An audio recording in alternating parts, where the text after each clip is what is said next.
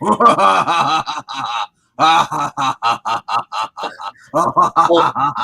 oh God. Why are you I'm laughing like that? Because I'm in charge, and I'm large. God save us all. I am God.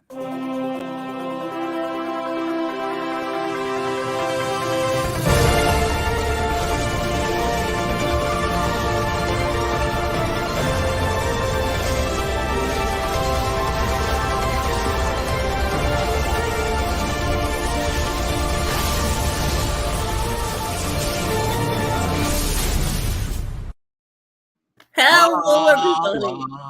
Hello to everybody. everybody except all the Christians that Froggy is suddenly offended.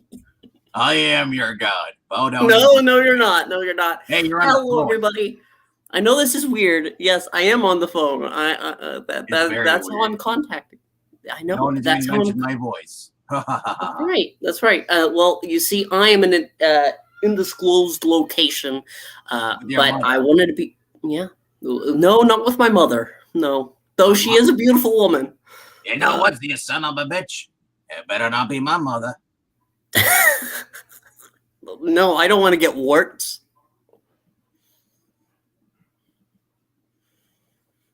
You say my mother's not good enough for you?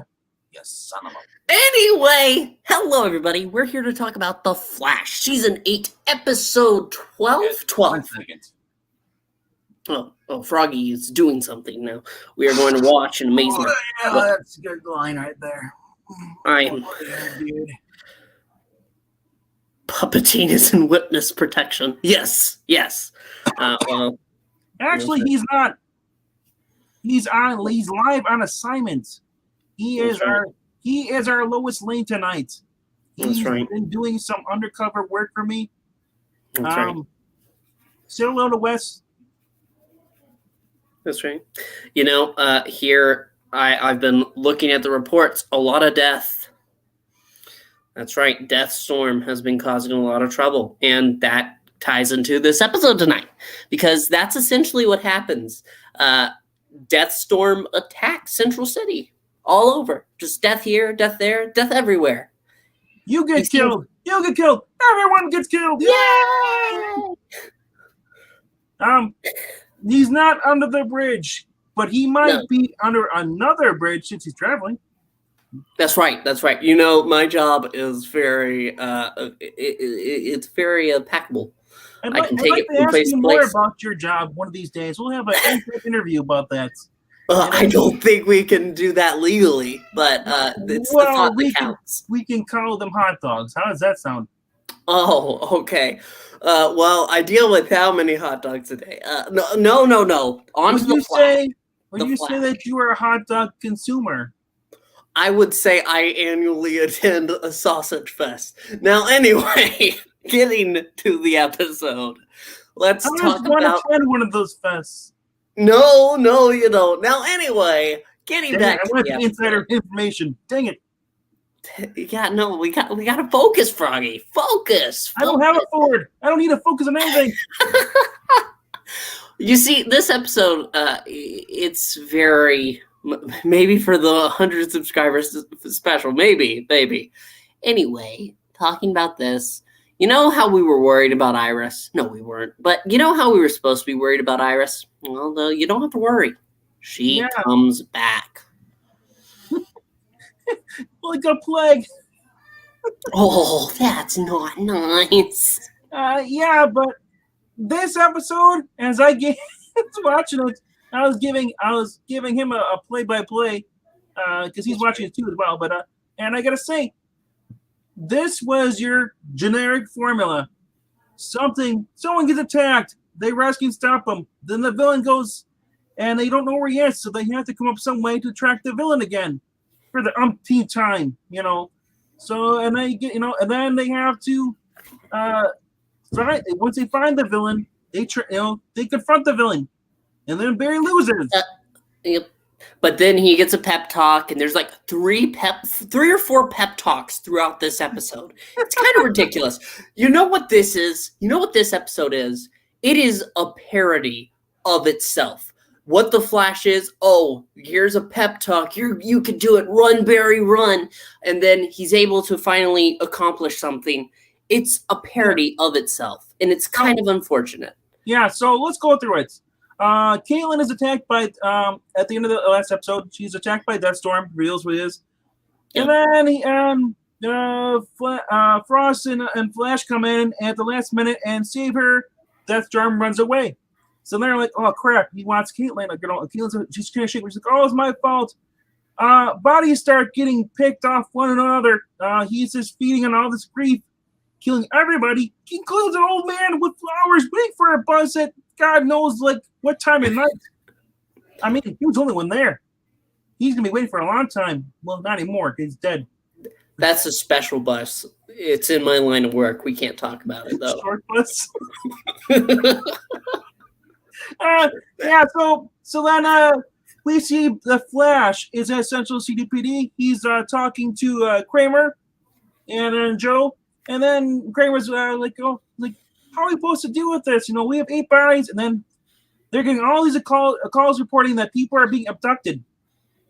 So she starts freaking out, and Joe's like, and she asks Joe, how did you deal with this when you're captain? He's like, one day at a time. Never give up hope. And she's like, Flash Reserve says, I'll do what I need to just to get this done with and help you out. And so then, yeah. And then we cut back over to Iris, who just appeared back, you know, and Barry's like, which runs over there. And and they're like, oh, she's like, wait, don't touch me, because the last part touched me disappeared. And he's like, okay, I won't. 2 seconds later, he's hugging her on the couch. I won't touch you. Okay. Apparently the dialogue wasn't written for that.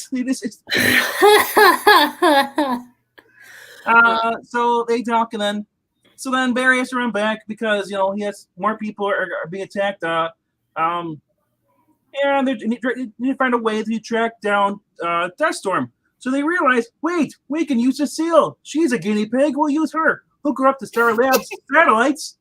She reaches out with her mind, basically like using a crappy version of Cerebus, and is able to pinpoint where the Deathstorm is. Turns out, guess what? This may be shocking. Not really. It's more predictable. He's inside Star Labs. You know why? Yep. No, it's Allegra, who's alone by herself, is attacked by her dead sister, her cousin. And they speak in Spanish, walking in circles for 5 minutes, man. 5 freaking minutes. At least there's subtitles. I mean, even then, I don't really care. And yeah, Esperanza is... Yeah, she goes ahead and gets a quick moment here, you know, and we have to talk a little bit about, I feel, that they're probably going to keep doing this. They're probably going to bring back people and try to still feed off of the grief, because that's ultimately what Deathstorm feeds off of. I'm so bored I don't even want the camera anymore. Froggy, come on, you can get up. You can do it. I believe in you. Of course I can get up, but not around you. That's gross.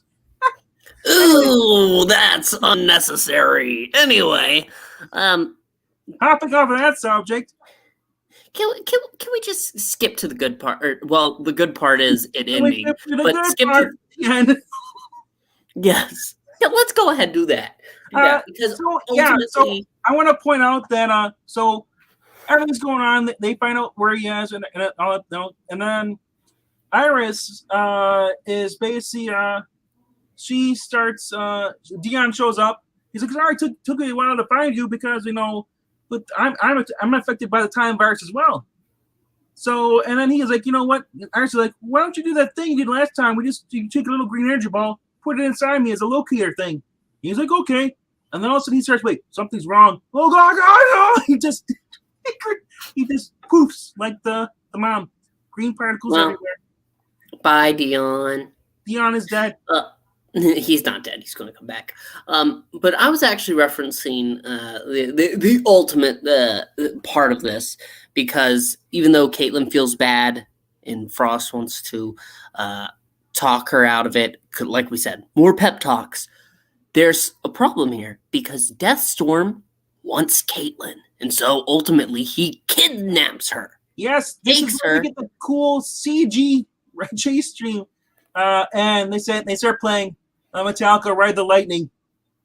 Because Barry asks, hey, these boots, what happens if they run across something that's also electro whatever sciencey thing? He's like be running, and Chester's like, we'll be like running out against a brick wall. He's like, wait, you're not gonna do what I think you're gonna do. Barry's like, smiles, yeah, hell yeah, bro.